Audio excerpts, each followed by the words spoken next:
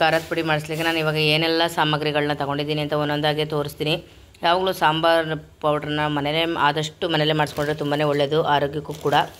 ಮತ್ತು ಸಾಂಬಾರು ಮಾಡ್ತಾಯಿದ್ರೆ ಘಮ ಘಮ ಅನ್ನೋ ಪರಿಮಳ ಟೇಸ್ಟ್ ಎಲ್ಲ ನಾವು ಮಾಡುವ ಖಾರದ ಪುಡಿ ಮೇಲೇ ನಿಂತಿರುತ್ತೆ. ಹಾಗಾಗಿ ಖಾರದ ಪುಡಿನ ಯಾವ ಥರ ಮಾಡಿಸ್ಕೊಳ್ಳಿ, ಇದು ಕುರ್ಮಾ ಮತ್ತು ಮಟನ್ ಸಾಂಬಾರಿಗೆ, ಚಿಕನ್ ಸಾಂಬಾರಿಗೆ ಈ ಥರ ಹಸಿ ಪದಾರ್ಥ ನಾವು ಏನೆಲ್ಲ ಮಾಡ್ಕೊಳ್ತೀವಿ ಆ ಥರ ಒಂದು ಸಾಂಬಾರು ಮಾಡಲಿಕ್ಕೆ ಇದು ತುಂಬಾ ಚೆನ್ನಾಗಿರುತ್ತೆ. ಬೇಳೆ ಸಾರು, ಮೀನು ಸಾಂಬಾರು, ಹುಳಿಗೆ ಮಾತ್ರ ಬೇರೆ ಮಾಡಿಸ್ಕೊಳ್ತೀವಿ. ಇದೆಲ್ಲ ಕುರ್ಮಕ್ಕೆ ಆಗ್ಬೋದು, ಮಟನ್ ಸಾಂಬಾರ್ಗೆ ಆಗ್ಬೋದು, ಈ ಥರ ಎಲ್ಲದಕ್ಕೂ ಕೂಡ ಯೂಸ್ ಆಗೋಂಥ ಸಾಂಬಾರು ಪೌಡ್ರು. ಇದಕ್ಕೆ ಏನೆಲ್ಲ ತೊಗೊಂಡಿದ್ದೀನಿ ಅಂತ ತೋರಿಸ್ತೀನಿ ಬನ್ನಿ. ಮೊದಲಿಗೆ ನಾನು ಮೆಣಸಿಕಾಯಿನ ತೋರಿಸ್ತೀನಿ. ಇದೆಲ್ಲ ಕ್ಲೀನ್ ಮಾಡ್ಕೊಳ್ತಾ ಇದ್ದೀನಿ ನೋಡಿ. ಕ್ಲೀನ್ ಮಾಡಿ ಈ ರೀತಿ ಕಸ ಎಲ್ಲ ತೆಗ್ದಿದ್ದೀನಿ ನೋಡಿ. ಇಲ್ಲೊಂದಷ್ಟು ಬಿದ್ದಿದೆ. ನಾನು ಶೈಲಿ ಇಬ್ಬರು ಕೂಡ ಕ್ಲೀನ್ ಮಾಡ್ತಾಯಿದ್ವಲ್ಲ, ಹಾಗಾಗಿ ಕ್ಲೀನಾಗಿ ಕಸ ಗುಡಿಸ್ಬಿಟ್ಟು ಇಲ್ಲೇ ಹಾಕ್ಕೊಂಡಿದ್ದೀನಿ ನನ್ನ ಕೆಳಗಡೆ. ಮೆಣಸಿನಕಾಯಿ ಎಲ್ಲ ನಾನು ಇಲ್ಲಿ 3 ಥರ ಮೆಣಸಿಕಾಯಿನ ತೊಗೊಂಡಿದ್ದೀನಿ. 3 ಥರ ಮೆಣಸಿಕಾಯಿ ಅಂದರೆ ಇದು ನೋಡಿ, ಸಣ್ಣ ಮೆಣಸಿಕಾಯಿ ಅಂತ ಹೇಳ್ತೀವಲ್ಲ, ಇದು ಸಣ್ಣದು ಖಾರಕ್ಕೆ ಸ್ಟ್ರಾಂಗ್ ಬರುತ್ತೆ. ಖಾರದ ಪುಡಿ ನಮಗೆ ಬಳಕೆ ಬರಬೇಕು ಅಂದರೆ ಆದಷ್ಟು ನೀವು ಮೆಣಸಿನ್ಕಾಯಿ ಎಲ್ಲ ತೊಗೋಬೇಕಾರೆ ಕ್ವಾಲಿಟಿ ನೋಡಿ ತಗೊಳ್ಳಿ. 3 ಥರ ಕ್ವಾಲಿಟಿ ಇರುತ್ತೆ. ಅದರಲ್ಲಿ ಬಂದು ನೀವು ಫಸ್ಟ್ ಕ್ವಾಲಿಟಿನೇ ಸ್ವಲ್ಪ ದುಡ್ಡು ಜಾಸ್ತಿ ಆದರೂ ಪರವಾಗಿಲ್ಲ, ಒಳ್ಳೆ ಕ್ವಾಲಿಟಿ ಮೆಣಸಿಕಾಯಿನ ತಗೊಳ್ಳಿ. ಯಾಕಂದರೆ ಖಾರದ ಪುಡಿ ಅಂದರೆ ನಾವು ಒಂದು 6 ತಿಂಗಳಾದರೂ ಬಳಸ್ತೀವಿ ಮನೇಲಿ.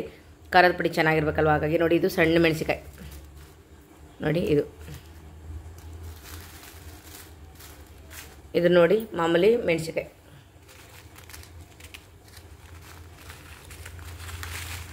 ನೋಡಿ,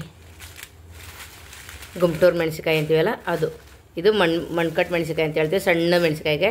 ಇದು ಗುಂಟೂರು ಮೆಣಸಿಕಾಯಿ. ಇದು ನೋಡಿ ಬ್ಯಾಡಗಿ ಮೆಣಸಿನ್ಕಾಯಿ. ಇದು ಕಲರ್ಗೆ ಟೇಸ್ಟ್ಗೆ ತುಂಬ ಚೆನ್ನಾಗಿರುತ್ತೆ. ನಾನಿಲ್ಲಿ ಬಂದು ಒಟ್ಟು ಇಷ್ಟೆಲ್ಲ ಏನೆಲ್ಲ ಸಾಮಗ್ರಿಗಳು ತೊಗೊಂಡಿದ್ದೀನಿ ಅಂತ ಮೊದಲು ಕೊತ್ತಂಬರಿ ಮತ್ತು ಮೆಣಸಿಕಾಯಿನ ಸರಿ ಸಮಯ ಹೇಳ್ಬಿಡ್ತೀನಿ. ನಾನು ಖಾರದ ಮೆಣಸಿಕಾಯಿ ಅರ್ಧ kg ತೊಗೊಂಡಿದ್ದೀನಿ.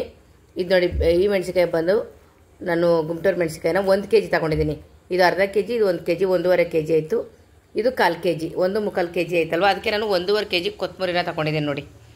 ಕೊತ್ತಂಬರಿ ಕೂಡ ನೋಡ್ಕೊಂಡು ತಗೊಳ್ಳಿ. ನಾನು ನಾಟಿ ಕೊತ್ತಂಬರಿನ ಚೆನ್ನಾಗಿರೋದು ಈ ಥರ ಸಣ್ಣದು ತಗೊಂಡಿದ್ದೀನಿ. ನೀವು ಕೂಡ ಒಳ್ಳೆ ಕೊತ್ತಂಬರಿನ ನೋಡಿಬಿಟ್ಟು ತಗೊಳ್ಳಿ, ಚೆನ್ನಾಗಿದೆ ಕೊತ್ತಂಬರಿ. ಇದು 1.5 kg ಕೊತ್ತಂಬರಿ, 1.5 kg ಕೊತ್ತಂಬರಿ, 1.5 kg ಮೆಣಸಿಕಾಯಿ. ಇದು ಬ್ಯಾಡಗಿ ಮೆಣಸಿಕಾಯಿನ ನಾನು ಲೆಕ್ಕಕ್ಕೆ ಹಾಕ್ಕೊಂಡಿಲ್ಲ. ಮತ್ತು ಇದಕ್ಕೆ ಎಕ್ಸ್ಟ್ರಾ ಒಂದಿಷ್ಟು ಸಾಮಗ್ರಿಗಳನ್ನ ಸೇರಿಸ್ತೀವಿ. ನೀವು ಅನ್ಬೋದು ಸಮ ಹಾಕಿದ್ರೆ ಖಾರ ಜಾಸ್ತಿ ಆಗ್ಬೋದಲ್ವ ಅಂತ ಅಂತೀರಾ. 1.5 kg ಕೊತ್ತಂಬರಿ, 1.5 kg ಮೆಣಸಿಕಾಯಿ ಖಾರ ಜಾಸ್ತಿ ಆಗುತ್ತೆ ಅಂತ. ಯಾಕೆಂದರೆ ಇಲ್ಲಿನ ಬೇರೆ ಸಾಮಗ್ರಿಗಳಿದೆಯಲ್ಲ, ಹಾಗಾಗಿ ಎಲ್ಲ ಸರಿಯಾಗುತ್ತೆ. ನಾನು ಇದಕ್ಕೆ ಬಂದು ನೋಡಿ ಅರ್ಧ kg ಕಡಲೆಕಾಳನ್ನ ತಗೊಂಡಿದ್ದೀನಿ.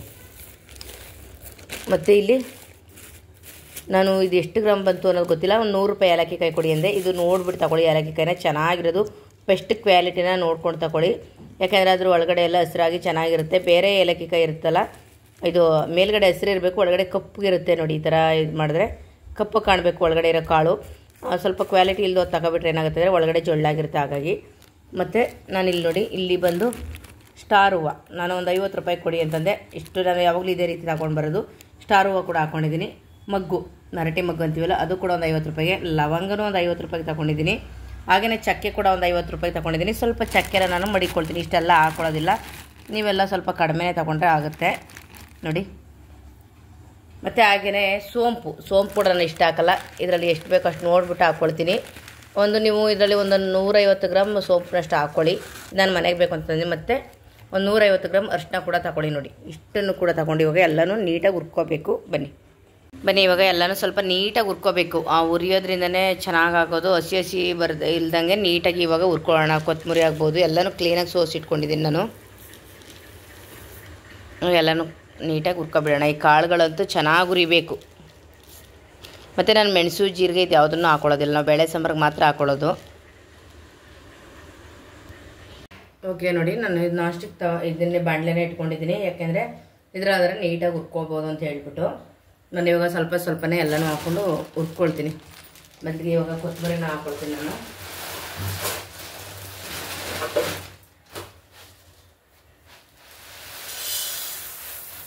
ಸ್ವಲ್ಪನೇ ಹಾಕಬೇಕು, ನೀಟಾಗಿ ಹುರಿಬೇಕಲ್ವ. ಹಾಗಾಗಿ ಜಾಸ್ತಿ ಹಾಕೊಂಡ್ರು ಕೂಡ ಆಗೋದಿಲ್ಲ.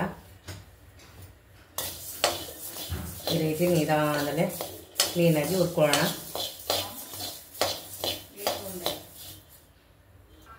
ಒಬ್ಬೊಬ್ಬರು ಏನು ಮಾಡ್ತಾರೆ ಅಂದರೆ ಈ ರೀತಿ ಹಾಕ್ಬಿಟ್ಟು ಸ್ವಲ್ಪ ಬೆಚ್ಚಗೆ ಮಾಡಿಬಿಟ್ಟು ಏನು ಮಾಡ್ತಾರೆ, ಬಿಸಿಲು ಇದೆಯಲ್ವಾ, ಬಿಸಿಲಲ್ಲಿ ಚೆನ್ನಾಗಿ ಒಣಗಿಕೊಡುತ್ತೆ, ಇವಾಗ ಏನಿಲ್ಲ ಅಂತಾರೆ. ಅಂದರೆ ನಾವು ಮಾಡಬೇಕಾದ್ರೆ ಇದು ಚೆನ್ನಾಗಿ ಹುರಿದಷ್ಟು ಖಾರದ ಪುಡಿ ಚೆನ್ನಾಗಿ ಬರುತ್ತೆ. ಸುಮ್ಮನೆ ಬೆಚ್ಚಗೆ ಮಾಡಿಬಿಟ್ಟು ತಗೊಂಡೋಗಿ ಬಿಸಿಲಲ್ಲಿ ಹಾಕ್ಬಿಟ್ಟಂದ್ರೆ ಏನಾಗುತ್ತೆ, ಒಣಗುತ್ತೆ, ಅದು ಗರಿಯಾಗಿರುತ್ತೆ. ಅದನ್ನು ಪೌಡ್ರ್ ಮಾಡ್ಕೊಬೋದು ಅಂತ ಅವರು ಅಂದ್ಕೊಳ್ಳೋದು. ನಮ್ಮ ಘಮ ಚೆನ್ನಾಗಿರಬೇಕು, ಟೇಸ್ಟ್ ಚೆನ್ನಾಗಿ ಬರಬೇಕು ಸಾಂಬಾರು ಅಂತಂದರೆ ಚೆನ್ನಾಗಿ ಉರಿಬೇಕು. ಈ ಥರ ನಿಧಾನದಲ್ಲಿ ಕೈ ನಿಲ್ಲಿಸ್ದಂಗೆ ನೋಡಿ, ಸೀಸ್ಬಾರ್ದು, ನೀಟಾಗಿ ಈ ರೀತಿ ಉರ್ಕೋಬೇಕು. ಈ ಥರ ಬಾಣಲೆ ಇಲ್ಲ ಅಂತಂದರೆ ನೀವು ಸ್ವಲ್ಪ ಗಟ್ಟಿ ಇರುತ್ತಲ್ಲ ಆ ಥರ ಒಂದು ಪಾತ್ರೆನ ಇಟ್ಕೊಂಡು ಹುರ್ಕೊಳ್ಳೋದು ತುಂಬಾ ಒಳ್ಳೆಯದು. ಇಲ್ಲ ಅಂತಂದರೆ ಏನಾಗುತ್ತೆ ಅಂದರೆ ತೆಳ್ಳಗಿರೋದು ಇಟ್ಕೊಬಿಡ್ತು ಅಂದರೆ ಬೇಗ ಸೀದೋಗ್ಬಿಡುತ್ತೆ. ನಾವು ಬೇಗ ಹುರಿದು ಬಿಡ್ತೀವಿ, ಬೇಗ ಅಂತ ಅಂದ್ಕೊಳ್ತೀವಿ. ಹಂಗಾಗಿ ಅದೇನಾಗುತ್ತೆ ಸೀದೋಗ್ಬಿಡುತ್ತೆ. ಅದಕ್ಕೆ ಸ್ವಲ್ಪ ಗಟ್ಟಿ ಇರೋ ಪಾತ್ರೆನ ಇಟ್ಕೊಳ್ಳಿ. ಇಲ್ಲ ಈ ಥರ ನಾನ್ ಸ್ಟಿಕ್ ಇದ್ರೂ ಕೂಡ ಇಟ್ಕೋಬೋದು, ನೀವು ಚೆನ್ನಾಗಿ ಹುರ್ಕೋಬೋದು. ಅವಾಗ ನಾನಿದು ಫಸ್ಟ್ ಉರಿಯೋದನ್ನ ಕೊತ್ತಂಬರಿನೇ ಇಷ್ಟು ನಿಧಾನದಲ್ಲಿ ನಿಮಗೆ ತೋರಿಸ್ತಿದ್ದೀನಿ ಅಂದರೆ ಗೊತ್ತಾಗಲಿ ಎಷ್ಟು ಟೈಮ್ ತಗೊಳುತ್ತೆ ಏನು ಅಂತ ಹೇಳ್ಬಿಟ್ಟು ಅನ್ನೋದಕ್ಕೋಸ್ಕರ ನಾನು ಈ ರೀತಿ ಮಾಡ್ತಾಯಿದ್ದೀನಿ. ನೋಡಿ ಈ ರೀತಿ ಕಲರ್ ಸ್ವಲ್ಪ ಇವಾಗ ಟರ್ನ್ ಆಗಿದೆ ಅಲ್ವಾ, ಇವಾಗ ಚೆನ್ನಾಗಿ ಅದು ಚಟಪಟ ಅನ್ನಂಗೆ ಸ್ವಲ್ಪ ಇದಾಗ್ತಾ ಇದೆ.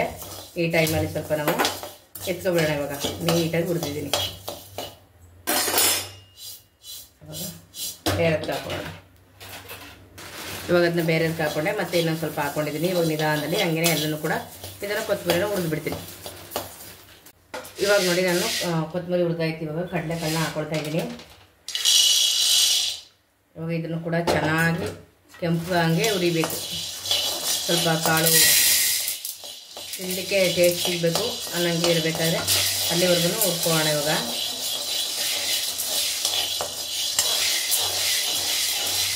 ಇದು ಕಡಲೆಕಾಳನ್ನ ತುಂಬ ಚೆನ್ನಾಗಿ ಹುರಿಬೇಕು, ಇಲ್ಲಾಂದರೆ ಹಸಿ ಹಸಿ ಆಗಿಬಿಟ್ರೆ ಖಾರದ ಪುಡಿ ಕೂಡ ಚೆನ್ನಾಗೋದಿಲ್ಲ. ಹಾಗಾಗಿ ಸ್ವಲ್ಪ ಚೆನ್ನಾಗಿ ಹುರ್ಕೊಳ್ಳೋಣ.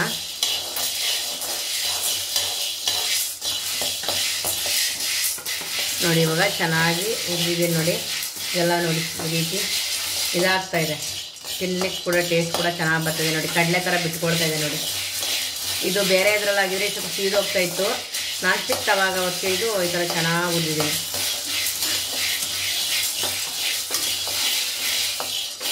ಇವಾಗ ಇದನ್ನು ಕೂಡ ಎಕ್ಸ್ಬಿಡ್ತೀನಿ. ಇವಾಗ ನೋಡಿ ನಾನು ಎಲ್ಲ ಅದು ಹುರಿದಾಯ್ತಲ್ವ, ಕೊತ್ತಂಬರಿ ಪ್ರತಿಯೊಂದು ಕೂಡ ಹುರ್ಕೊಂಡೆ, ಕಡಲೆಕಾಳು ಆಗ್ಬೋದು ಎಲ್ಲನೂ. ಇವಾಗ ಮಸಾಲೆ ಐಟಮ್ ಕೂಡ ನೀಟಾಗಿ ಇದು ಬೇರೆದ್ರಲ್ಲಿ ಒಂದರಲ್ಲಿ ಪಕ್ಕದಲ್ಲಿ ಹುರ್ಕೊಂಡಿರದೆ ಎಲ್ಲನೂ ಈ ಥರ ಜಾಯಿಕಾಯಿ ಮಾತ್ರ ಚಚ್ಕೋಬೇಕು.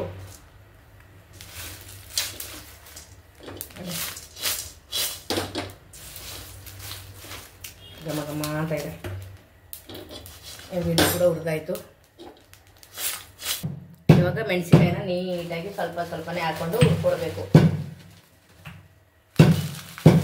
ರೀತಿ ಸ್ವಲ್ಪ ಸ್ವಲ್ಪನೇ ಹಾಕ್ಕೊಂಡು ಈ ಮೆಥಡಲ್ಲಿ ಹುರ್ಕೋಬೇಕಾಗತ್ತೆ, ಸೀಸ್ಬಾರ್ದು. ಮತ್ತು ಇನ್ನೊಂದೇನು ಅಂದರೆ ನಾವು ಖಾರದ ಪುಡಿ ಮಾಡಿಸೋ ಟೈಮನ್ನ ನೋಡ್ಕೊಂಡು ಮಾಡಿಸ್ಕೊಳ್ಳಿ. ಯಾಕಂದರೆ ಬಿಸಿಲು ಚೆನ್ನಾಗಿರಬೇಕು.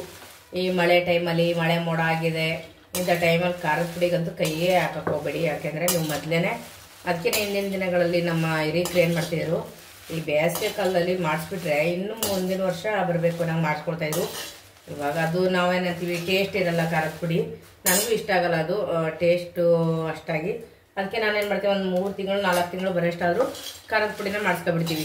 ಹಾಗೇನು ಮಾಡಬೇಕು ಅಂದರೆ ನೀವು ಕರೆಕ್ಟಾಗಿ ನೋಡ್ಕೊಳ್ಳಿ. ಈಗ ಮಳೆ ಎಲ್ಲ ಸೋನೆ ಮಳೆ ಇಟ್ಕೊಂಡಿದೆ, ತುಂಬ ಮೋಡ ಮುಚ್ಕೊಂಡಿದೆ, ಅಂದರೆ ಬಿಸಿಲು ಬಂದು ಮಳೆ ಬರುತ್ತೆ ಅಂದರೆ ಅದು ಏನಿಲ್ಲ, ಏನು ಚೆನ್ನಾಗಿ ಹೋಗ್ಬಿಟ್ಟು ಒಂದು 2 ಗಂಟೆ ಟೈಮ್ ಚೆನ್ನಾಗಿ ಬಿಸಿಲಲ್ಲಿ ಒಣಗಿಸ್ಕೊಬಿಟ್ರೆ ಚೆನ್ನಾಗಿರುತ್ತೆ. ಹಾಗಾಗಿ ಆದಷ್ಟು ಸ್ವಲ್ಪ ಬಿಸಿಲು ಚೆನ್ನಾಗಿರ್ಬೇಕಾದ್ರೆ ನೋಡಿಕೊಂಡು ಖಾರದ ಪುಡಿನ ಮಾಡಿಸ್ಕೊಳ್ಳಿ.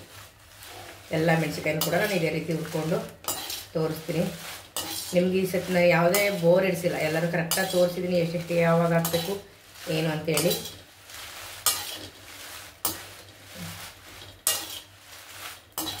ಈ ರೀತಿಯೇ ಹುರ್ಕೊಳ್ಬೇಕು. ಇದನ್ನು 2 ಇರಬೇಕು. ಈ ಕೈಲೊಂದು ಈ ಥರ ಇಟ್ಕೊಂಡು ಈ ರೀತಿ ಹುರ್ಕೊಳ್ಳೋದ್ರಿಂದ ಚೆನ್ನಾಗಿ ಬರುತ್ತೆ ನೋಡಿ.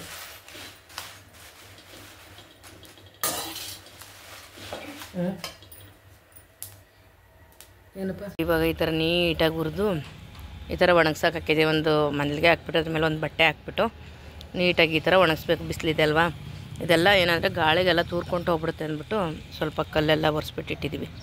ಈ ಕಡೆ ಶೈಲು ಪಾಟು ಇಟ್ಟಿದ್ದಾಳೆ. ನೀಟಾಗಿ ಒಂದು 2 ಗಂಟೆ ಟೈಮ್ ಬಿಸಿಲು ಚೆನ್ನಾಗಿರ್ಬೇಕಾದ್ರೆ ಒಣಗಿಸ್ಕೊಂಡ್ರೆ ಸಾಕು. ಆಮೇಲೆ ಎತ್ಕೊಂಡು ಖಾರದ ಪುಡಿ ಮಾಡಿಸ್ಕೋಬೋದು. ಮೆಣಸಿನ್ಕಾಯಿ ಚೆನ್ನಾಗಿ ಒಣಗಿಸ್ಕೊಂಡು ಅದನ್ನು ತುಂಬಿಸಿಟ್ಟು ಆರಿಸ್ದೆ. ಸ್ವಲ್ಪ ಹೊತ್ತು ಆರಿಸಿದ ಮೇಲೆ ಹೋಗಿ ಎಲ್ಲ ಪೌಡರ್ ಮಾಡಿಸ್ಕೊಂಡು ಬಂದರು ನಮ್ಮ ಮನೆಯವ್ರು. ಹೋಗಿ ನೋಡಿ ಎಲ್ಲದು ನಿನ್ನೆ ರಾತ್ರಿನೇ ಮಾಡಿಸ್ಕೊಂಡು ಬಂದಿರೋದು. ಮಾಡಿಸ್ಕೊಂಡು ಬಂದಮೇಲೆ ಅದನ್ನು ಯಾವಾಗಲೂ ಬಾಕ್ಸಲ್ಲಿ ಹಾಕಿ ಮುಚ್ಚಿಡಬೇಡಿ, ಸ್ವಲ್ಪ ಆರಕ್ಕೆ ಇಡಬೇಕು, ತಣ್ಣಗಾಗಬೇಕು. ಇಲ್ಲಾಂದರೆ ಖಾರದ ಪುಡಿ ಎಲ್ಲ ಒಂಥರ ಎಲ್ಲ ಬಿಸಿ ಇರ್ತಲ್ಲ, ಸುಟ್ಟೋದಂಗೆ ಆಗ್ಬಿಡುತ್ತೆ. ಹಾಗಾಗಿ ಇವಾಗ ನಾನು ಇದನ್ನ ಬೆಳಗ್ಗೆ ಎದ್ದು ಎಲ್ಲ ಕ್ಲೀನಾಗಿ ಜರಡಿ ಹಿಡಿತಾ ಇದ್ದೀನಿ ನೋಡಿ. ಚೆನ್ನಾಗಿ ಒಣಗಿಸ್ಬೇಕು, ಯಾವಾಗಲೂ ಒಣಗಿಸ್ಕೊಂಡು ಪೌಡ್ರ್ ಮಾಡಿಸ್ಕೊಂಡು ಬಂದು ನೀಟಾಗಿ ಈ ರೀತಿ ಜರಡಿ ಹಿಡಿದು ಇದಕ್ಕೆ ಉಪ್ಪು ಹಾಕ್ಬಿಟ್ಟು ತುಂಬಿಸಿಟ್ರೆ ಕ್ಲೀನಾಗಿ ಉಪ್ಪೆಲ್ಲ ಮಿಕ್ಸ್ ಮಾಡಬೇಕು. ಉಪ್ಪು ಹಾಕಿ ಮಿಕ್ಸ್ ಮಾಡಿಡ್ತು ಅಂದರೆ 6 ತಿಂಗಳಾದರೂ ಕೂಡ ಖಾರದ ಪುಡಿ ಕೆಡಲ್ಲ.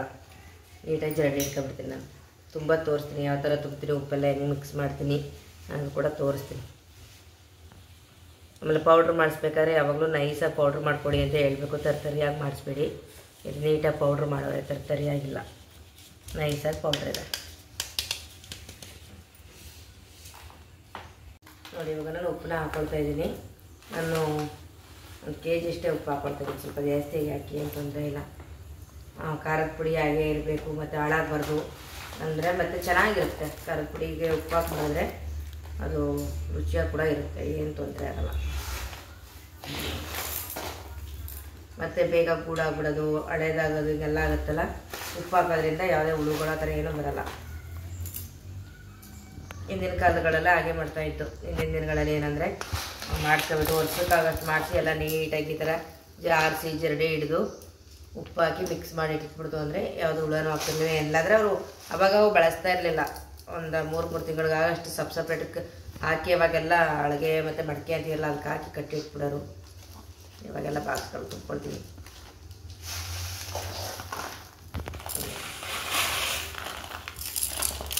ಅವ್ರೇನು ಮಾಡೋದಂದ್ರೆ ಸ್ವಲ್ಪ ಉಪ್ಪೆಲ್ಲ ಮಿಕ್ಸ್ ಮಾಡಿಬಿಟ್ಟು ಮತ್ತು ಅದು ತುಂಬಿರ್ತಾರಲ್ಲ ಬಾಕ್ಸ್ ಇದು ಅಳಿಗೆಗಳಕ್ಕೆಲ್ಲ ಹಾಕ್ಬಿಟ್ಟು ನೀಟಾಗಿ ಮಿಕ್ಸ್ ಮಾಡಿ ಮತ್ತು ಮೇಲೆ ಕೂಡ ಉಪ್ಪು ಹಾಕ್ಬಿಟ್ಟು ಬಿಗಿಯಾಗಿ ಬಟ್ಟೆ ಕಟ್ಬಿಡ್ತಾಯಿದ್ರು.